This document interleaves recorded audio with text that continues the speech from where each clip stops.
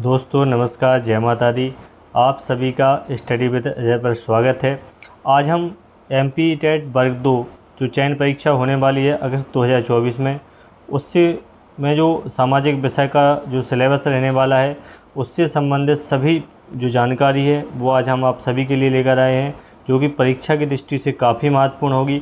इसमें हम बिंदुवार चर्चा करेंगे कि हमें इतिहास, भूगोल, संविधान, इन सभी चीज़ों में अर्थशास्त्र में किन किन टॉपिक्स को पढ़ना है, परीक्षा की दृष्टि से कौन कौन से टॉपिक महत्वपूर्ण हैं, हमें किस तरीके से अपनी पढ़ाई करनी है, परीक्षा का पैटर्न कैसा रहने वाला है, इस सभी के बारे में आज हम इसको चर्चा करेंगे। तो आप वीडियो को पूरा देखिएगा, ये आपके लिए बहुत महत्वपूर्ण है और इससे आपको पता लग जाएगा कि आपको किस तरीके से अपनी पढ़ाई को जारी रखनी है, किन किन टॉपिक्स को आपको स्पेशली पढ़ना है, वो आपसे छूटने नहीं चाहिए क्योंकि परीक्षा की दृष्टि से वो महत्वपूर्ण रहेंगे। सभी परीक्षाओं में उनसे प्रश्न आपको देखने को पहले भी मिले होंगे और आगामी जो परीक्षाएं हैं उसमें भी आपको प्रश्न उससे देखने को मिलेंगे। तो चलिए देखते हैं।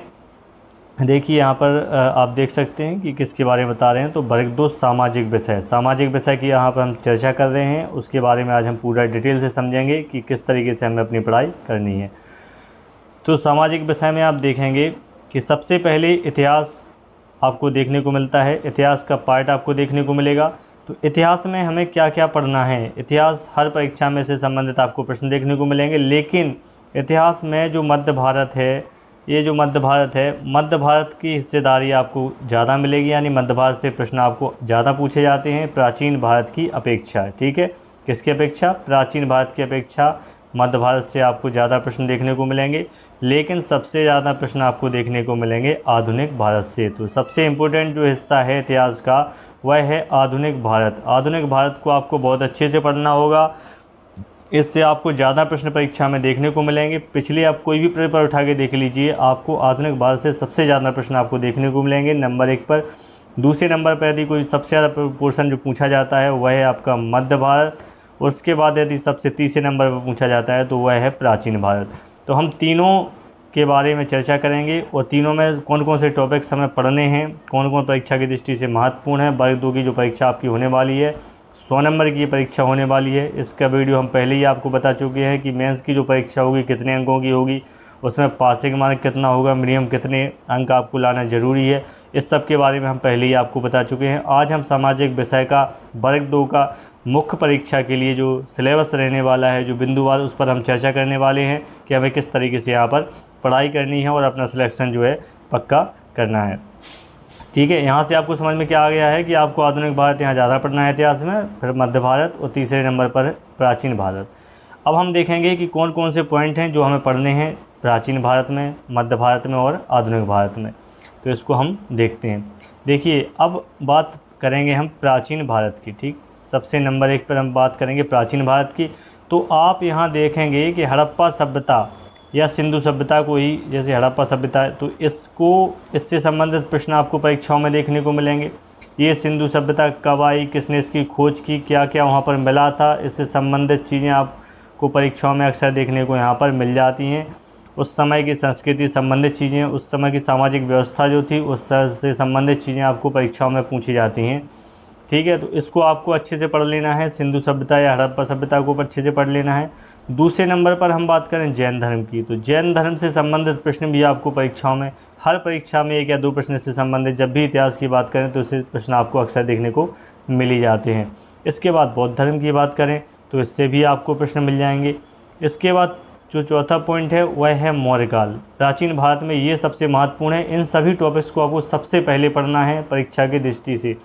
तो मौर्यकाल काफ़ी महत्वपूर्ण है, तो मौर्यकाल को भी आपको पूरा पढ़ना है। मौर्यकाल में आप क्या क्या पढ़ेंगे? तो मौर्यकाल में आपको पढ़ना है सबसे पहले तो आप चंद्रगुप्त मौर्य के बारे में, चंद्रगुप्त मौर्य के बारे में जो इसमें इम्पोर्टेंट जो शासक हैं, तो चंद्रगुप्त मौर्य के बारे में आप इसमें पढ़ेंगे। इसमें आप पढ़ेंगे कौटिल्य के बारे में, यानी चाणक्य के बारे में आप इसमें जानकारी पढ़ेंगे मौर्यकाल में ही, और इसमें आप अशोक के बारे में भी जानकारी यहाँ से पढ़ेंगे। ये सभी परीक्षा की दृष्टि से महत्वपूर्ण है। तो मौर्यकाल में जो सामाजिक व्यवस्था रही थी, क्या आर्थिक व्यवस्था रही थी, सैन्य व्यवस्था क्या होती थी, तो इस तरीके की जानकारी भी आप यहाँ पर पढ़ेंगे। तो ये मौर्यकाल आपको पढ़ना है, कोशिश करिएगा इसकी पूरी जानकारी आप अपने पास रखें, ये परीक्षा की दृष्टि से महत्वपूर्ण है। इसके बाद हम गुप्त काल की चर्चा करें तो गुप्त काल में भी आपको कुछ टॉपिक्स हैं, कुछ शासक हैं जिनके बारे में आपको विशेष रूप से पढ़ना है। पूरे शासक के बारे में अगर आप पढ़ लें तो अच्छा है, नहीं पढ़ पाते हैं तो कुछ महत्वपूर्ण है जिनके बारे में आपको ज़रूर पढ़ना चाहिए। तो उनकी अगर हम बात करें तो चंद्रगुप्त प्रथम, गुप्त काल की यदि बात हम करें तो चंद्रगुप्त प्रथम के बारे में आपको पढ़ना है। इसके बाद आपको समुद्रगुप्त के बारे में यहाँ से पढ़ना है। इनके से संबंधित कई बार प्रश्न आपको परीक्षाओं में देखने को मिलते हैं, ये बहुत महत्वपूर्ण हैं, इन सभी के बारे में आपको पढ़ना है। समुद्रगुप्त के बाद यदि हम बात करें तो चंद्रगुप्त द्वितीय यानी विक्रमादित्य उन्हें कहा जाता था। चंद्रगुप्त जो द्वितीय थे उन्हें ही चंद्रगुप्त विक्रमादित्य कहा जाता था।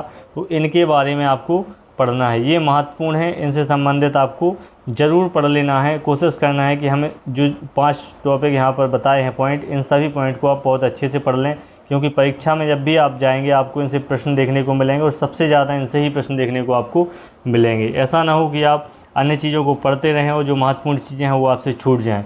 इसलिए आप यहाँ से नोट करते चलिए कि आपको पढ़ना क्या है। इतिहास में तीनों भागों में आपको कौन कौन से ऐसे पॉइंट हैं जिनको आपको बहुत अच्छे से तैयार करके जाना है। और अगर यदि समय बचता है तो आप और आगे जो बचा हुआ हिस्सा है वह आप पूरा पढ़ सकते हैं, वो आपके लिए और ही बेहतर होगा। ठीक है, तो यहाँ से अभी 5 पॉइंट हो गए हैं और आगे हम देखेंगे प्राचीन भारत में और क्या क्या पढ़ना है। तो प्राचीन भारत में 5 ही पॉइंट हैं जो हमें अच्छे से इनको कवर करना है। इसके बाद मध्य भारत की यदि हम बात करें तो मध्य भारत में मोहम्मद गौरी और महमूद गजनबी, इन सब के जो आक्रमण हुए थे इनसे संबंधित प्रश्न पूछ लिए जाते हैं, कई बार पूछ लिए जाते हैं इससे संबंधित प्रश्न मोहम्मद गौरी और महमूद गजनबी से। तो ये भी महत्वपूर्ण है। पहले हमने कहा है कि मध्य भारत तो आप पूरा ही पढ़ लीजिएगा, लेकिन यदि आप देखेंगे कि हम सबसे पहले क्या पढ़ें तो जो टॉपिक हम बता रहे हैं यहाँ पर उन सबको पहले देख लीजिएगा और यदि समय बचता है तो अन्य चीज़ों को भी आप पूरे अच्छे तरीके से पढ़ लीजिएगा। तो मध्य भारत में आपको क्या क्या पढ़ना है, मोहम्मद गौरी और महमूद गजनबी के आक्रमण जो थे, यानी मोहम्मद गौरी और महमूद गजनबी के संबंध में पढ़ लेना है। इसके बाद दिल्ली सल्तनत की जो सल्तनत का आपको पूरा पढ़ना है। दिल्ली सल्तनत में चाहे गुलाम वंश हो, गुलाम वंश को आपको पूरा पढ़ना है। कुतुबुद्दीन ऐबक, इल्तुतमिश, ये इनसे संबंधित गुलाम वंश जो था इससे संबंधित प्रश्न भी आपको काफ़ी प्रश्न आपको परीक्षाओं में से संबंधित देखने को मिल जाते हैं। तो गुलाम वंश को आप नहीं छोड़ सकते, गुलाम वंश को आप पढ़िएगा।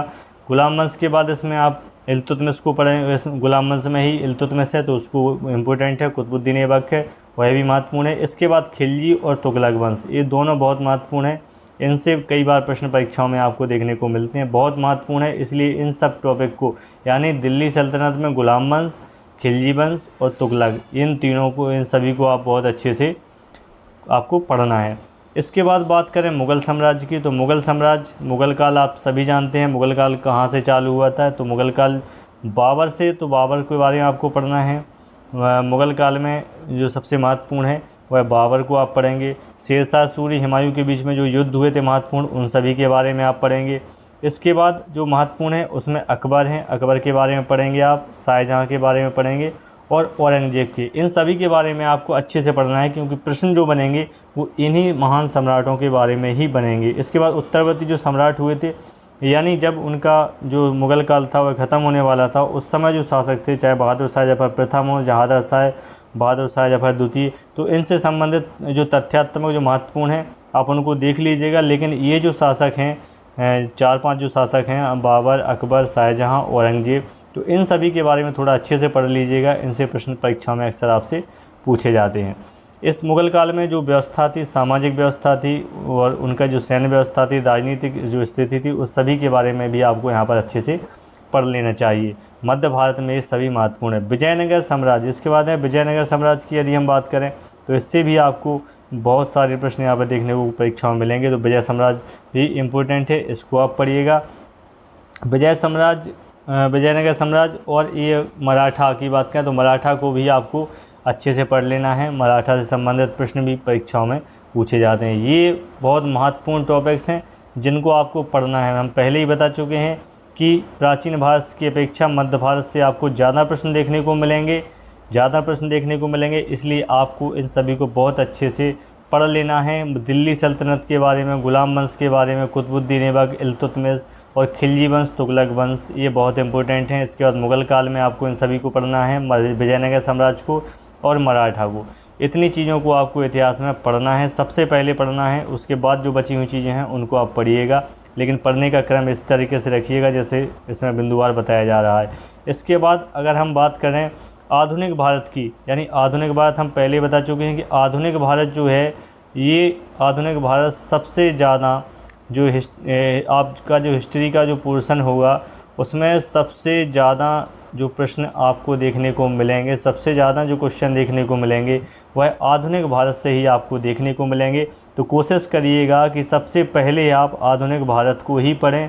आधुनिक भारत जैसे ही आपका कंप्लीट हो जाएगा तो दूसरे नंबर पर आपको मध्य भारत पढ़ना है और तीसरे नंबर पर आपको प्राचीन भारत पढ़ना है। इस तरीके से क्रम में आप पढ़िएगा। बाकी आप अपनी सुविधा के अनुसार पढ़िएगा, लेकिन अब जो पॉइंट बार बिंदुवार आपको बताया जा रहा है उसी तरीके से आप अपनी पढ़ाई को करिएगा। आपको निश्चित रूप से सफलता मिलेगी। आप जब पेपर देने जाएंगे आपको कोई अफसोस वहाँ पर नहीं होगा कि आपने क्या आप पढ़ते रहे और परीक्षा में क्या आ गया, ऐसा आपके साथ नहीं होगा। तो इसमें आपको क्या क्या पढ़ना है, तो देखिए इसमें आपको सबसे पहले देखिए 1857 का स्वतंत्रता आंदोलन हुए थे, तो स्वतंत्रता आंदोलन से संबंधित जो चीज़ें हैं वो सभी आपको अच्छे से पढ़ लेना है। 1857 का जो स्वतंत्रता संग्राम हुआ था उसके बारे में। इसके बाद भारतीय राष्ट्रीय कांग्रेस के बारे में पूरा स्थापना से लेकर जो महत्वपूर्ण अधिवेशन हुए, जो महत्वपूर्ण घटनाएं हुई, उन सभी को आपको बहुत अच्छे से यहाँ पर पढ़ लेना है। असहयोग आंदोलन के बारे में पूरा आपको अच्छे से पढ़ लेना है, कब से कब तक चला था, किसने चलाया, कैसे क्या स्थिति रही, पूरा आपको विस्तार से इसको पढ़ लेना है। इसके बाद बात करें सविनय अवज्ञा आंदोलन की, तो इसको भी आपको अच्छे से पढ़ना है। ये सभी बहुत महत्वपूर्ण है परीक्षा की दृष्टि से, इनसे प्रश्न बनते ही बनते हैं परीक्षाओं में, तो इनको आप छोड़ नहीं सकते। आप इन सभी टॉपिक्स को बहुत अच्छे से पढ़िएगा। भारत छोड़ो आंदोलन की बात करें तो भारत छोड़ो आंदोलन को भी आपको पढ़ना है।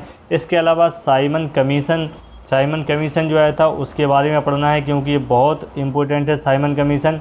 तो साइमन कमीशन के बारे में भी आपको पूरा यहाँ से पढ़ लेना है। इसके बाद जो बंगाल विभाजन हुआ था उससे संबंधित जो घटना है, इन सभी चीज़ों को आपको बहुत अच्छे से यहाँ पर देख लेना है। इनसे प्रश्न आपको सबसे ज़्यादा परीक्षाओं में देखने को मिलेंगे, इसलिए आप इन सभी टॉपिक्स वाइज इससे आपको एक समझ में आ जाएगा कि आपको अपनी पढ़ाई किस तरीके से करनी है, क्या चीज़ें आपको पढ़नी हैं, क्या चीज़ें आपको छोड़नी हैं और परीक्षा के दृष्टिकोण से कौन कौन सी चीज़ें महत्वपूर्ण हैं। इस तरीके से आप अपनी एक अच्छी रणनीति बना सकेंगे और परीक्षा में अच्छे अंक आप प्राप्त कर सकेंगे। तो ये जो बात हो गई है, यहाँ पर हम तीनों हिस्सों की बात कर चुके हैं। इतिहास की, यहाँ पर हमने प्राचीन भारत के बारे में चर्चा की, मध्य भारत के बारे में चर्चा की और आधुनिक भारत में हमें क्या क्या पढ़ना है वर्ग 2 के हिसाब से। वर्ग 2 का जो पेपर है हम उस हिसाब से बता रहे हैं कि कौन कौन सी चीज़ें हैं जो महत्वपूर्ण हैं।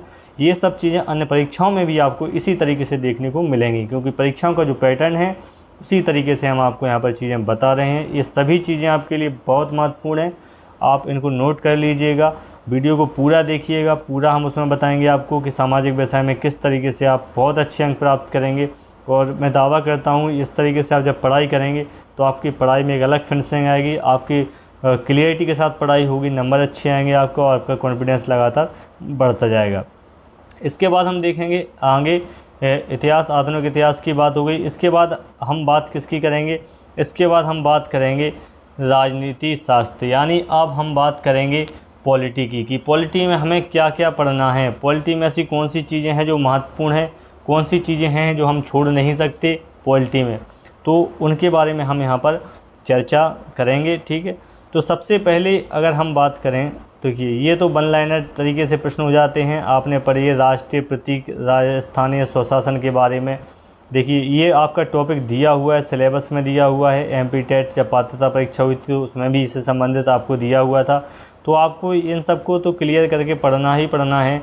लेकिन जो पॉलिटी है आपकी, तो वहाँ से आपके कहाँ से प्रश्न जो बनते हैं, तो सबसे पहले जो होता है तो 1935 का जो भारत शासन अधिनियम था उसको आपको अच्छे से पढ़ लेना है। उससे कई बार आपसे प्रश्न पूछे जाते हैं, इसलिए उस अधिनियम को आपको बहुत अच्छे से पढ़ना है। ठीक है, नंबर 1 क्या हो गया, भारत शासन अधिनियम 1935 हो गया, इसको आपको अच्छे से पढ़ना है। इसके बाद जो अंतरिम सरकार का गठन हुआ था तो उसके बारे में आपको पढ़ना है। अंतरिम सरकार का जो गठन हुआ था उससे संबंधित तथ्य जो हैं उनको आपको अच्छे से पढ़ना है। फिर बात करते हैं हम जब संविधान की, तो यहाँ से आपको जो महत्वपूर्ण है तो प्रस्तावना है। प्रस्तावना से संबंधित प्रश्न कई बार पूछ ले जाते हैं, तो प्रस्तावना है, जो प्रस्तावना को आपको पढ़ना है। प्रस्तावना से संबंधित प्रश्न भी कई बार पूछ ले जाते हैं। उससे संशोधन क्या क्या हुए हैं, कौन कौन से शब्द प्रस्तावना में है, उनका क्रम क्या है, इस तरीके के प्रश्न कई बार आपसे परीक्षा में पूछे जा चुके हैं, महत्वपूर्ण है, इसलिए आप प्रस्तावना को पढ़ लीजिएगा। उसके बाद देखिए मौलिक अधिकार। मौलिक अधिकार बहुत महत्वपूर्ण है, इनको आप अच्छे से पढ़िएगा क्लोज बाय क्लोज। देखिए आपका जो पेपर होगा, हम पहले बता चुके हैं कि उसमें आपका सामाजिक विषय का पेपर है, तो जो 100 नंबर का आपको पेपर रहेगा तो उसमें यही सब चीज़ें रहेंगी, तो इससे ज़्यादा प्रश्न बनेंगे। अब प्रश्न कैसे बनेंगे, सीधा सीधा तो वह पूछेंगे नहीं आपसे। जब उनको 100 प्रश्न आपसे पूछना है तो थोड़ा सा तो डीप पूछेंगे, ठीक है। तो इसलिए जब भी मौलिक अधिकार पढ़ें तो अंदर के जो क्लोज हैं उनको भी आप संग में पढ़ते जाइए, ठीक है इनको, क्योंकि इससे संबंधित प्रश्न आपसे फिर गलत नहीं होंगे और आपको वहाँ पर अफसोस नहीं होगा कि मौलिक अधिकार हम पढ़ के तो आ गए हैं, लेकिन जिस तरीके से पूछ रहे हैं वैसे हम पढ़ के नहीं आए हैं, ठीक है। तो मौलिक अधिकार को आपको अंदर से भी पूरे क्लोज उसको पढ़ना है। इसके बाद मौलिक कर्तव्य से संबंधित प्रश्न आपको देखने को मिलेंगे। कौन से संविधान संशोधन में कोई चीज़ जोड़ी गई है, कितने मौलिक कर्तव्य हैं, कितने मौलिक अधिकार हैं, उनसे संबंधित जो तमाम जानकारियाँ हैं वो भी आपसे पूछी जाएंगी। इसके बाद बात करें लोकसभा से संबंधित प्रश्न, यानी संसद को ही जोड़ लीजिए। तो संसद में आपका राष्ट्रपति, उपराष्ट्रपति, लोकसभा, राज्यसभा, तो आपको संसद को अच्छे से पढ़ना है। संसद वाला जो टॉपिक है उसको अच्छे से पढ़ना है, यानी आपको लोकसभा के बारे में पूरी जानकारी अच्छे से पढ़ लेना है, राज्यसभा के बारे में पूरी जानकारी पढ़ लेना है, राष्ट्रपति के बारे में, उपराष्ट्रपति के बारे में, इनको टॉपिक वाइज आपको ऐसे ही पढ़ लेना है जिस तरीके से हम आपको यहाँ पर बता रहे हैं, ठीक है। इसके बाद आगे और क्या क्या चीज़ें पढ़नी है, इसके बाद पढ़ना है मंत्रिपरिषद से संबंधित। कैबिनेट जो मंत्रालय होता है, जो प्रधानमंत्री की जो मंत्रिपरिषद होती है, उससे संबंधित चीज़ें आपको पढ़ना है, किस अनुच्छेद में है, उससे संबंधित प्रावधान क्या है। सर्वोच्च न्यायालय यानी सुप्रीम कोर्ट और हाई कोर्ट, सर्वोच्च न्यायालय और उच्च न्यायालय से संबंधित जो महत्वपूर्ण तथ्य हैं उनको आपको एक बार यहाँ देख लेना है। उनकी शक्तियाँ, उनके अपीलीय अधिकार, उनके जितने भी अधिकार होते हैं उन सभी के बारे में आपको विस्तार से आप उनको देख लीजिएगा, ये सभी महत्वपूर्ण है, ठीक। इसके बाद सेम जिस प्रकार से हमने केंद्र की सरकार के बारे में देखा, उसी प्रकार से हम राज्य सरकार के बारे में जो प्रावधान होते हैं, चाहे वो राज्यपाल संबंधित हो, चाहे राज्य के मंत्रिपरिषद हो, चाहे विधानसभा संबंधित हो, इन सभी को हम यहाँ पर देखेंगे। इसके बाद महत्वपूर्ण संवैधानिक जो संस्थाएं हैं उनके बारे में यहाँ पर आप उसको ज़रूर देख लीजिएगा। और संयुक्त राष्ट्र संघ संबंधित जो प्रावधान हैं, संयुक्त राष्ट्र संघ यानी यूएन संबंधित जो यूएन है उसकी स्थापना, उसके स्थायी सदस्य, उसके अस्थायी सदस्य, उसके कार्य क्या हैं, उससे संबंधित जो चीज़ें हैं, इससे कई बार पूछा जाता है। इसके महासचिव वर्तमान में कौन से हैं, ठीक है, सुरक्षा परिषद में कितने सदस्य हैं, तो इस तरीके की जो चीज़ें हैं वो आपसे लगातार पूछी जाती हैं।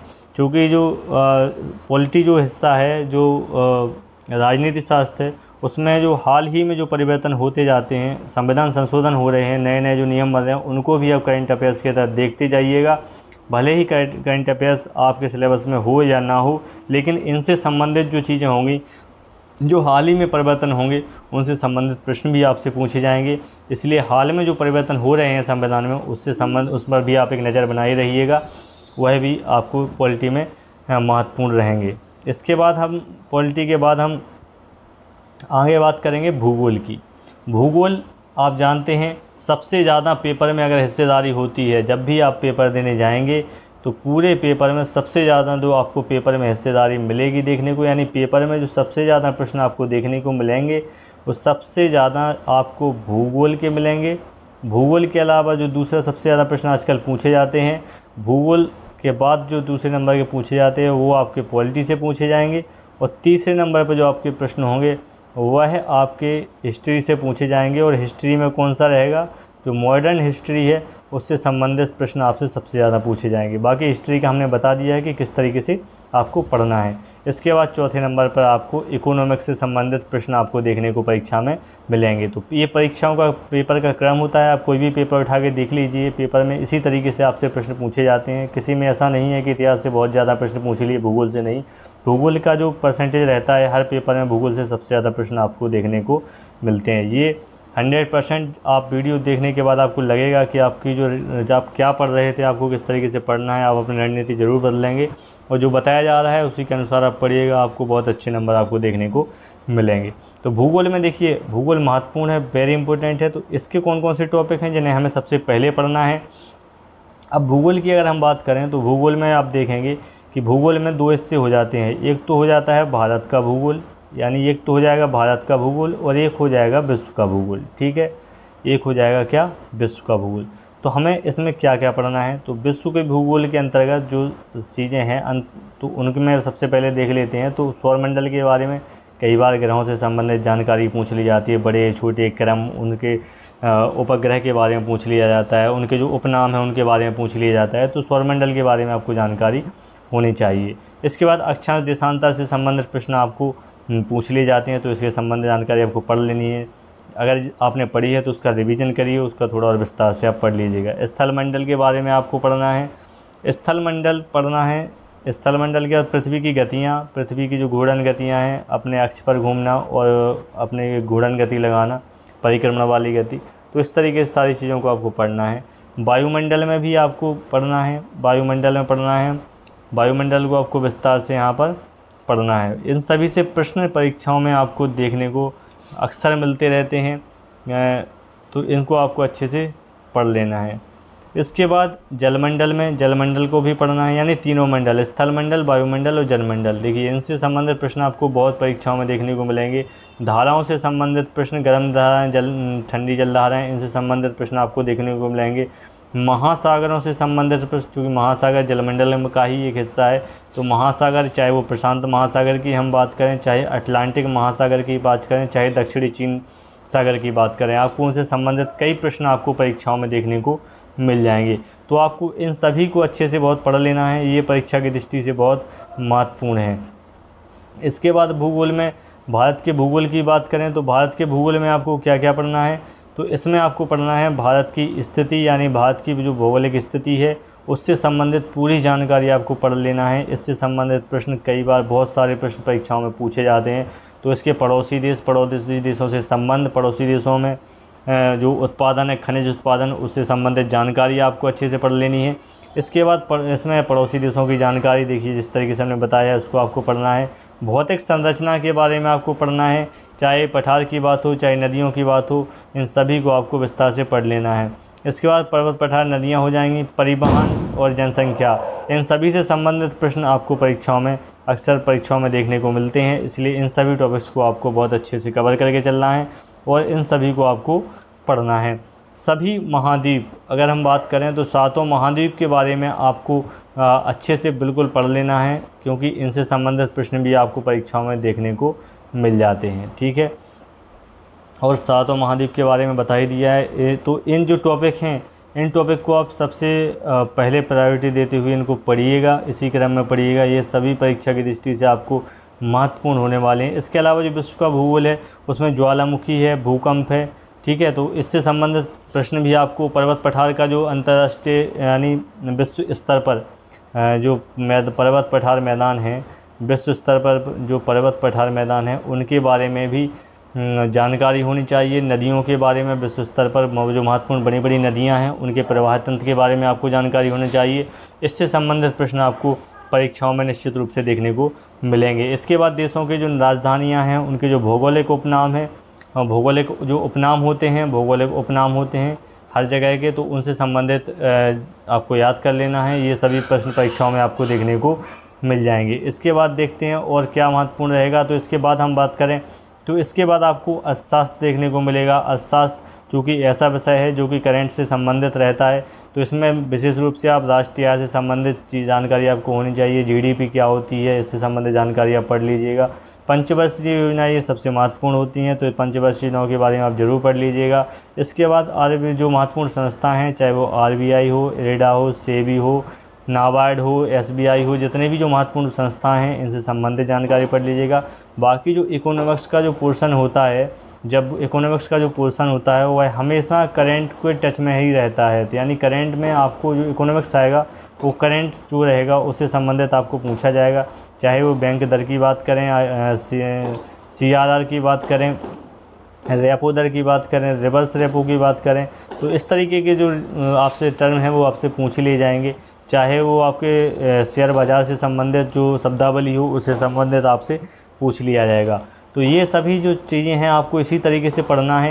ये सभी परीक्षा की दृष्टि से बहुत बहुत बहुत महत्वपूर्ण है, वेरी इंपॉर्टेंट हैं। आपको इस तरीके से ही पढ़ना है इन टॉपिक्स को जिस तरीके से हमने बताया है, क्योंकि हम परीक्षा जब देने जाएंगे तो हम कितना सारा पढ़ के आए हैं ये मायने नहीं रखता है। आपने परीक्षा की दृष्टि से आप किस तरीके से स्मार्ट पढ़ाई करी है आपने, कि आपने कम समय में आप अच्छे अंक आपने प्राप्त किए, इस तरीके से आपको पढ़ाई करना है। तो हमने जो टॉपिक्स बताए हैं उन पे आप ज़रूर ध्यान दीजिएगा। इनका आप एक नोटबुक बनाइएगा, उसमें लिखिएगा और इस तरीके से आप एक अपनी ही रणनीति बनाइएगा जिसमें इनको शामिल कहते हुए अब आप अपनी पढ़ाई करिएगा। आपको निश्चित रूप से लाभ होगा, बिल्कुल लाभ होगा। आप पिछले कोई भी पेपर उठा के देख लीजिए, पेपर में आपको इन सब से जिस तरीके से बताया गया है प्रश्न के पैटर्न आपको हमेशा पेपर में वैसे ही मिलेंगे। तो आप इससे आपकी एक रूपरेखा बन जाएगी, आपके दिमाग में एक फ्रेम बन जाएगा कि आपको पढ़ाई करनी किस तरीके से है, क्या आपके टॉपिक रहने वाले हैं।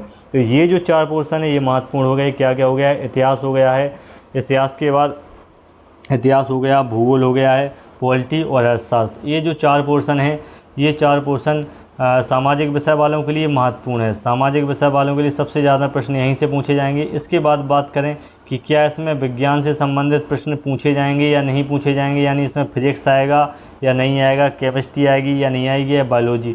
तो देखिए केमिस्ट्री तो वैसे भी परीक्षाओं में कम ही पूछी जाती है, यानी रसायन विज्ञान सबसे ज़्यादा यदि विज्ञान में पूछा जाता है तो आपसे भौतिक विज्ञान पूछी जाती है। एक तो भौतिक विज्ञान और दूसरा पूछा जाता है जीव विज्ञान। तो आप पहले आपको इन चारों चीज़ों को पढ़ना है। कौन सी 4 चीज़? इतिहास, भूगोल, अर्थशास्त्र और पॉलिटी। उसके बाद आपको जब ये सारे टॉपिक्स आप पढ़ लेंगे तो उसके बाद आपको भौतिकी और जीव विज्ञान यानी बायोलॉजी और फिजिक्स में जो बेसिक्स चीज़ें हैं वह आप पढ़ लीजिएगा, क्योंकि वैसे परीक्षाओं में आ भी नहीं सकती हैं और आएंगे तो बिल्कुल बेसिक स्तर से आएंगे, तो इनको आप उस तरीके से पढ़ लीजिएगा। ये आप इस तरीके से आप पढ़िएगा, ये मुख्य परीक्षा में आपको बहुत महत्वपूर्ण होने वाला है। और उम्मीद है ये वीडियो आपको अच्छा लगा होगा। यदि वीडियो अच्छा लगा हो तो वीडियो को सब्सक्राइब जरूर कीजिएगा। धन्यवाद। जय माता दी।